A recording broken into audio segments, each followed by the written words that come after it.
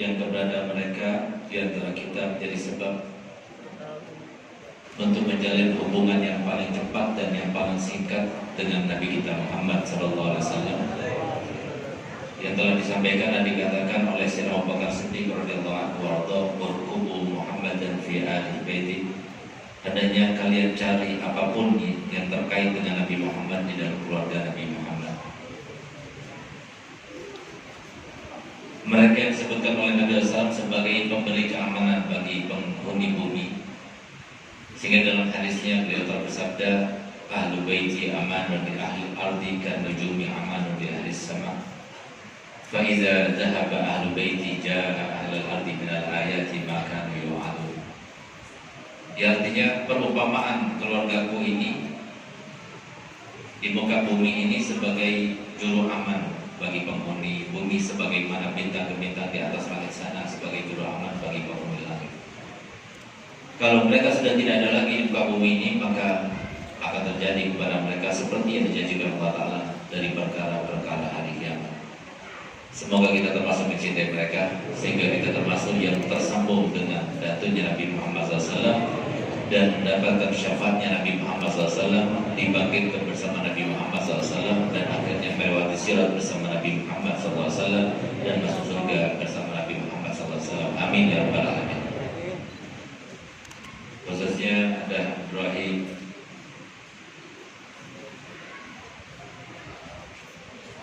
ada Habib Adil Hamid, dan semua para habaib. Mohon maaf saya tidak sebutkan satu-satu tanpa mengurangi rasa hormat kami kepada mereka semuanya. Yang sama-sama kita muliakan, kita hormati, kita cintai para alim ulama, para guru, para asatidzah, yang mana mereka itu merupakan komunitas yang paling susah untuk kita saingi dari segi akhirat dan pahalanya. Di mana mereka itu adanya di antara kita merupakan sasaran seputar Nabi kita Muhammad SAW, dan itu merupakan rahmat yang tersendiri bagi umat Nabi Muhammad SAW. Sehingga Imam Ghazali radhiyallahu anhu berkata, apapun yang kita inginkan dari diri Nabi kita Muhammad SAW ada pada diri ulama. Kita ingin mendapatkan doa Nabi Muhammad, minta doa kepada ulama. Kita ingin mendapatkan berkat Nabi Muhammad, cari keberkahan tersebut dari diri ulama. Kita ingin memperjuangkan Nabi Muhammad, perjuangkan dan ikut berjuang bersama ulama. Yang demikian itu dengan dasar sabda Nabi kita Muhammad SAW, "Man zara aliman faka'annama zarani, wa man safaha aliman faka'annama safahani, wa man jalasa aliman faka'annama jalasani, wa man jalasani fid dunya kuntu lahu jalisan yaumil qiyamah." Ya, artinya barang siapa yang datang berkunjung ke rumah orang alim, seakan-akan itu berkunjung ke rumahku, dan Nabi Muhammad. Barang siapa yang datang bersalaman dengan orang alim, seakan-akan itu bersalaman denganku. Dan barang siapa yang duduk-duduk bersama orang alim, maka seakan-akan itu duduk-duduk bersama Nabi Muhammad. Alhamdulillah malam ini banyak para ulama, para guru di depan kita. Berarti pada malam ini kita sedang duduk-duduk bersama Nabi Muhammad SAW. Lalu kata Nabi Muhammad, barang siapa yang banyak duduknya dengan para ulama di dunia, maka kelak nanti di akhirat akan menjadi teman duduknya Nabi Muhammad. Semoga kita sebenarnya termasuk ditakdirkan Allah Ta'ala sebagai peneman atau yang menemani para ulama, sehingga kelak nanti di akhirat kita termasuk yang dijadikan oleh Allah Ta'ala sebagai teman duduknya Nabi Muhammad. Amin, amin ya rabbal alamin. Khususnya guru Ustaz Fahmi, Ustaz Ihsan, dan guru-guru yang lainnya, mohon maaf saya tidak sebutkan satu persatu, namun tanpa mengurangi rasa hormat kami dan cinta kami kepada mereka semuanya. Kita doakan semoga mereka semuanya panjang umurnya, sehat badannya, dan tidak lupa yang bersama kami, samping kami itu Guru Arifin yang datang daripada Banjarmasin. Semoga beliau juga panjang umurnya, sehat badannya, dimudahkan segala urusannya, dan ditambah semangat ibadahnya dan dakwahnya, dan semoga kita termasuk yang berhak mendapatkan tempat dalam hatinya, sehingga kelak nanti kita mendapatkan syafaat daripada para ulama Nabi Muhammad SAW. Amin, amin ya rabbal alamin. Yang saya hormati, saya muliakan panitia dan khususnya saudara kami Bapak Ahyad yang kami sudah berjumpa sekian kali, dan alhamdulillah perjumpaan itu bersambung dengan perjumpaan berikutnya, dan semoga kita masih terus berjumpa di dunia dan sampai di akhirat berjumpa bersama Nabi Muhammad SAW. Insyaallah. Kita doakan semoga para panitia yang paling beruntung pada malam ini, dan Bapak Ian dan semua yang membantu terlaksananya acara ini, semoga yang paling banyak pahalanya, yang paling besar anugerahnya, yang paling besar cinta Nabi-Nya untuk mereka semuanya, dan semoga Allah Ta'ala menjadikan kita semuanya berkat apa yang kita laksanakan semuanya kabul hajat insyaallah. Amin ya rabbal alamin. Saudara-saudara kami, kaum muslimin, kaum muslimat rahimakumullah. Alhamdulillah, patut kiranya untuk kita bersyukur kehadirat Allah SWT, karena yang sekarang kita sedang rayakan, yang sekarang kita sedang ikut bergembira dengan kelahirannya, yang sekarang kita sedang tenang, itu adalah Nabi kita Muhammad, seorang manusia yang tidak ada duanya. Basyarun la kal basyar, manusia biasa memang sama seperti kita, tapi manusia yang super, tidak ada yang sepertinya. Tidak ada seorang nabi pun yang bisa menyamainya, tidak ada seorang rasul pun yang bisa juga menyamainya, bahkan tidak ada seorang malaikat pun maupun makhluk yang manapun yang bisa memungkulinya. Itu tidak ada kecuali Nabi kita Muhammad. Dan beruntungnya kita tak pernah berdoa, kita tak pernah memohon, kita tidak pernah menyangka, bahkan kita tidak pernah berangan-angan untuk menjadi umat Nabi Muhammad. Tiba-tiba kita keluar sebagai umat Nabi Muhammad. Sehingga kalau seumpama kenikmatan yang besar ini yang sekarang kita sedang rasakan diganti oleh Allah Ta'ala, ditukar oleh Allah Ta'ala dengan kenikmatan yang lainnya berupa dunia dan seisinya, itu tidak ada seberapanya. Karena kenikmatan yang akan kita rasakan bukan cuma di dunia, tapi kenikmatan yang kita rasakan bersama Nabi Muhammad itu di dunia sampai di akhirat nanti. Berkat kita menjadi umatnya Nabi Muhammad, banyak keistimewaan yang kita dapatkan. Di antaranya, kita ini adalah umat yang paling pendek posturnya. Bayangkan, Nabi Adam alaihissalam itu ketika diturunkan dari surga pertama kali, itu tingginya itu 60 ziro, berarti sekitar 30 ziro, berarti sekitar 60 meter. Lebar badannya itu 7,5 meter. Dan seperti itulah kita nanti di surga, dan semoga kita semacam itu. Amin. Sekarang tinggal berapa? Gak sampai 2 meter. Umurnya Nabi Adam 1000 tahun lebih, Nabi Nuh 1050 tahun lebih. Begitu pula para nabi-nabi yang lainnya, umat-umat yang lainnya. Kita ditegaskan dari pastikan Nabi SAW, umur umat ini cuma sekitar 60 sampai 70 tahun. Yang lebih dari segitu sedikit. Oleh karenanya yang sudah berumur sebegitu, siap-siap. Kalau lebih berarti bonus, kalau kurang ya tunggu saja saatnya. Paling pendek umurnya, paling lemah badannya, itu kaum Ad dan kaum Lut itu dia itu bisa membuat rumah itu dengan tangannya, mengukir batu. Jadi tidak pakai alat lagi. Batu itu bisa dimodel, bisa dipahat, itu hanya dengan tangannya. Dari saking kuatnya badan mereka. Kita nggak kuat seperti itu. Paling lemah badan kita. Subhanallah. Paling sedikit amalnya ibadah kita, umat ini paling sedikit. Kalau orang dulu sholatnya itu lebih banyak daripada sholat kita, puasa orang dulu lebih banyak daripada puasa kita, ibadah orang dahulu lebih banyak daripada ibadah kita. Tapi kita dikasih yang sedikit. Semuanya itu berkat siapa? Nabi kita Muhammad SAW. Tapi walaupun demikian, tapi nanti kalau kita berada di padang mahsyar di akhirat nanti, dan semuanya pasti kita berada di padang mahsyar. Dan semoga kita ketika berada di padang mahsyar, kita berada di dalam naungan, di mana di situ ada naungan Nabi kita Muhammad SAW.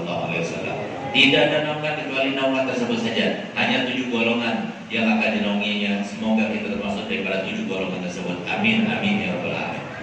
Di saat itu kita semuanya dalam keadaan telanjang, nggak ada yang berpakaian sama sekali. Ketika Nabi SAW bersabda, antum tuhsyaruna hufatan uratan, kalian itu nanti akan dibangkitkan dalam keadaan tidak pakai pakaian, tidak pakai sendal, tidak pakai alas kaki, tidak juga pakai tutup kepala, kecuali hanya orang yang ditentukan, yaitu para nabi dan rasul.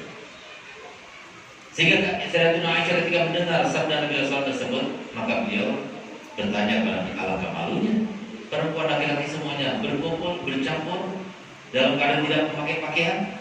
Kata Nabi Muhammad, wahai Aisyah, jangan kau pikirkan malu pada saat itu. Karena pada saat itu setiap orang itu memikirkan dirinya sendiri. Allah tidak pernah murka dan menampakkan kemurkaannya lebih daripada saat itu. Sehingga semua orang memikirkan dirinya sendiri. Maka yang tadinya saling mengenal di dunia, maka mereka di saat itu tidak lagi saling mengenal. Sehingga Allah Ta'ala firman dalam Al-Quran, Yawma yafirul mar'u min akhi wa ummihi wa abi wa sahibatihi wa bani likulli imri'in minhum yawma idzin sya'nu yughni. Pada saat itu semuanya orang tak berkenalan. Namanya orang tua pisah dengan anaknya, tidak mengakui bahwa dia orang tuanya maupun anaknya. Suami istri begitu pula ketika bertemu dengan suaminya, "Hai suamiku, siapa bilang aku suamimu?"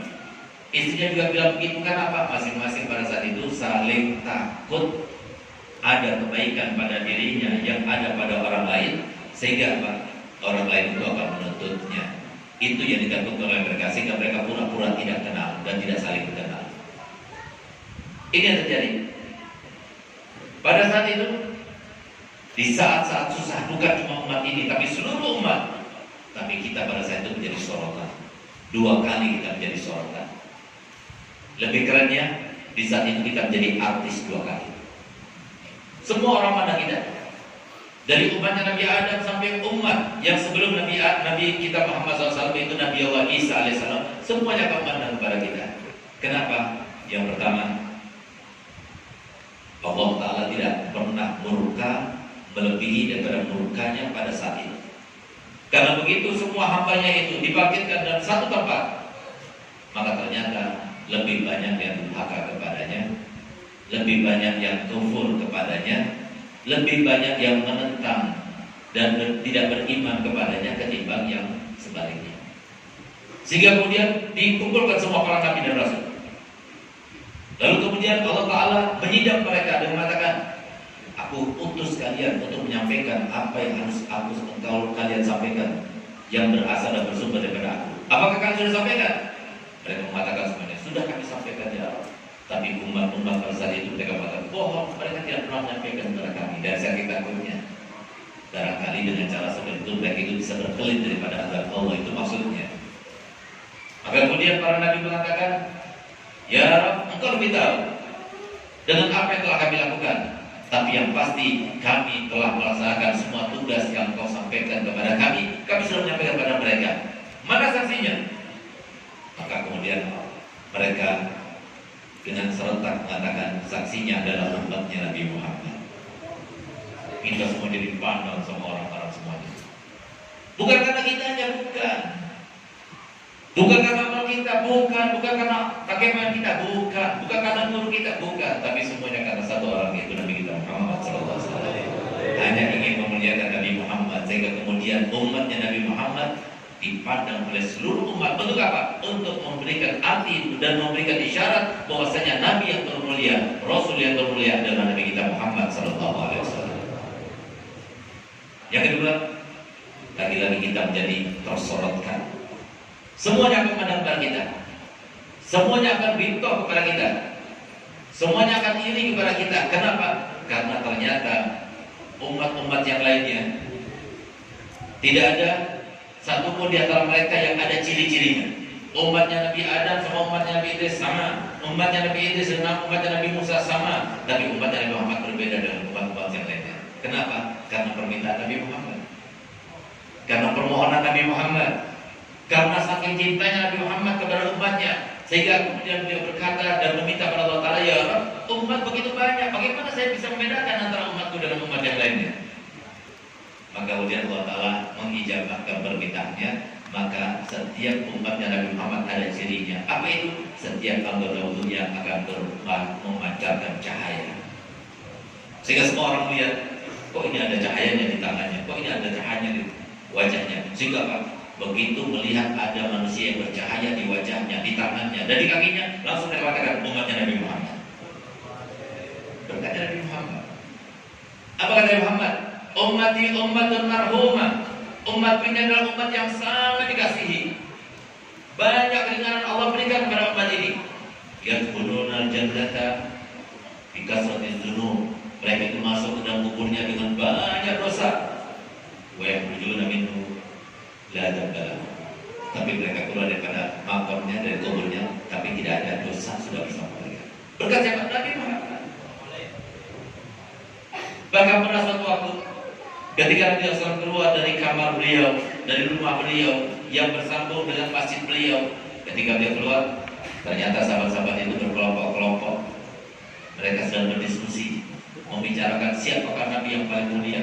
Ada yang mengatakan Nabi Adam, karena Nabi Adam yang mendapatkan sentuhan langsung kepada Allah Ta'ala.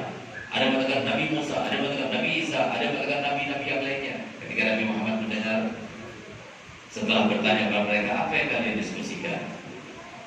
Iya, Rasul, kami ini sedang mendiskusikan siapakah Nabi yang terbaik.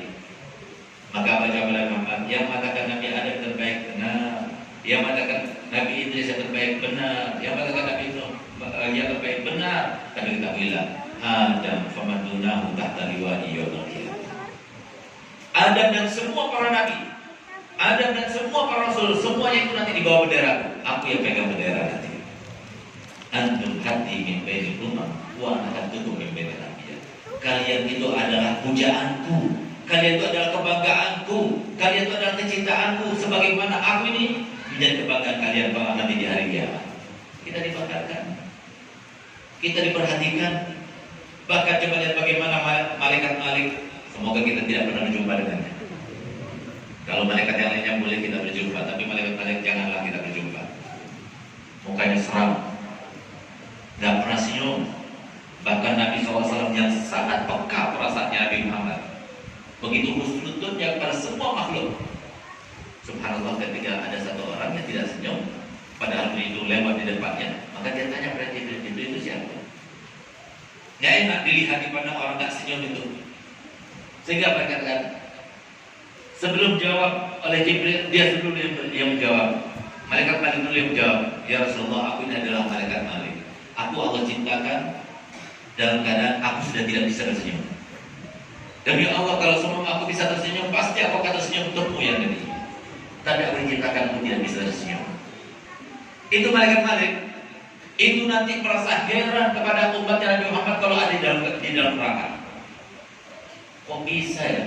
Kamu ini umat Nabi Muhammad tapi masih ada di dalam neraka. Dari saking banyaknya yang dikeluarkan Nabi Muhammad, dikeluarkan lagi. Saya lihat neraka itu mengatakan, ya Rasulullah, engkau tidak sisakan satu pun daripada umatmu. Masalahnya kan ada umatnya yang di dalam neraka setelah dibakar oleh api sekian lama. Kalau kita mau daftar ya silakan. Tapi kita maunya itu bersama Nabi Muhammad langsung masuk surga, gak pakai mampir dulu ke malaikat Malik. Semoga itu semuanya untuk kita semuanya. Berkat kita gambar bahagia kepada Nabi Muhammad, insya Allah kita akan dapatkan. Oleh karena itu para hadirin dari Allah Ta'ala, benar memang Masya Allah warga kampung sini luar biasa antusias, yang taruh uang saja dari pagi sampai sore, tapi ludesnya hanya ada waktu 5 menit. Yang bikin makanan dan sebagainya, Masya Allah, capek semuanya. Semuanya ingin mengungkapkan rasa cintanya pada Nabi Muhammad. Tapi ketahuilah, apapun yang kita lakukan tidak ada apa-apanya dengan cinta Nabi Muhammad kepada kita. Kalau kita ingin tahu bagaimana cintanya Nabi Muhammad kepada kita, dengarkan baik-baik apa ucapan beliau. Nabi SAW bersabda, wallahi inni la arhamukum rahmatan asyaddu rahmatan min rahmati abaikum lakum wa min anfusikum bi anfusikum. Aku ini lebih cinta pada kalian melebihi daripada cinta orang tua kalian kepada kalian, bahkan lebih daripada cinta diri kalian sendiri kepada diri kalian. Apakah Nabi SAW adalah seperti orang sekarang ini banyak mengaku tapi tidak ada buktinya? Tidak. Nabi katakan buktinya bahkan diawali dengan sumpahnya. Dengarkan baik-baik kata Muhammad, wallahi law yushaku ahadukum bi syaukatin fi rijlihi la ajidu alamaha fi qalbi. Demi Allah, kalau sumpah kaki kalian terkena duri saya itu kan, demi Allah aku rasakan sakitnya dalam hatiku. Adakah di antara kita ketika kita terkena paku, terkena duri kaki kita, lalu orang tua kita menjerit karena kesakitan juga, suami kita, istri kita menjerit karena kesakitan juga? Tidak ada kecuali Nabi kita Muhammad. Cuma sayangnya kita yang dikasihinya, kita yang disayanginya, kita yang telah berkorban Nabi Muhammad untuk kita semuanya, tapi kita itu nggak tahu diri. Disangkanya sudah maksimal, disangkanya cinta Nabi Muhammad itu bisa teruraikan semuanya itu di dunia.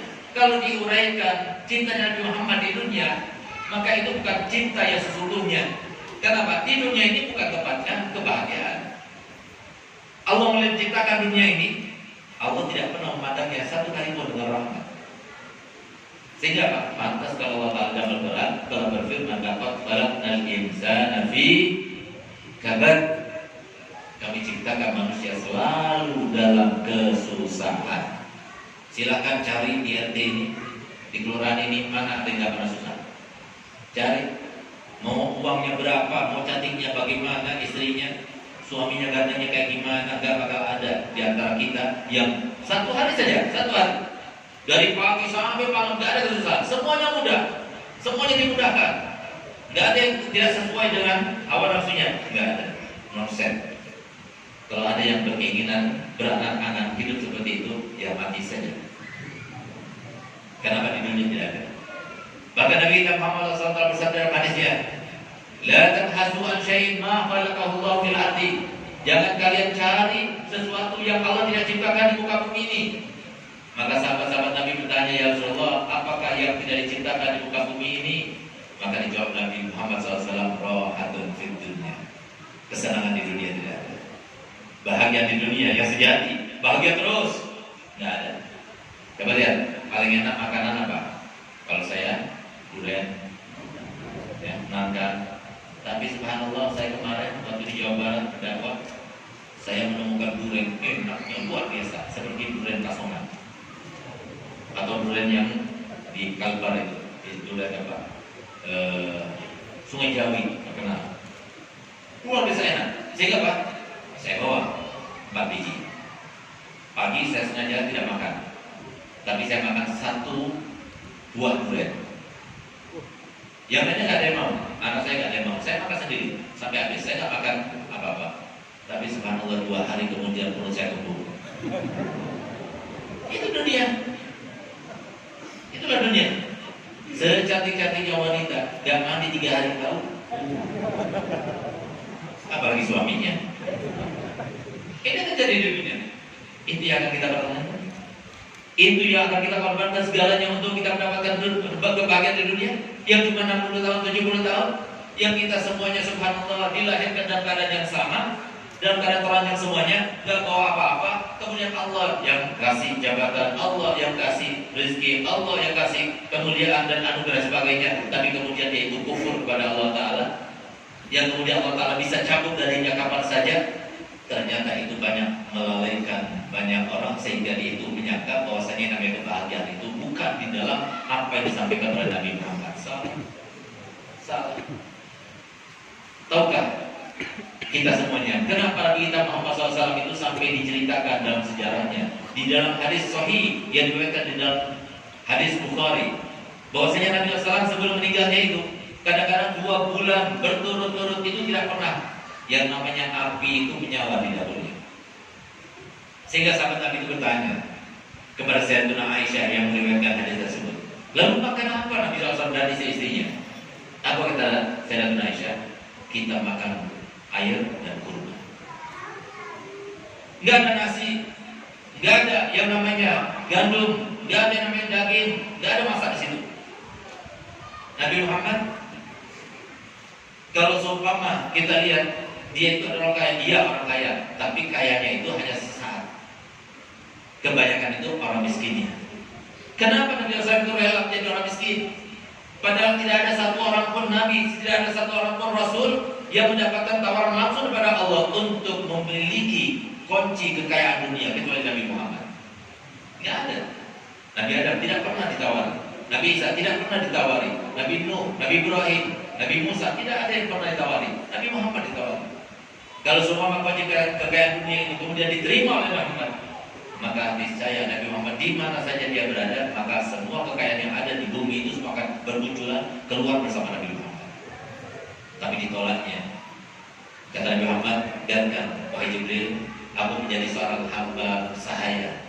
Satu hari aku lapar, di saat aku lapar aku meminta dan memohon kepada Allah. Satu hari aku kenyang, di saat aku kenyang aku bersyukur kepada Allah.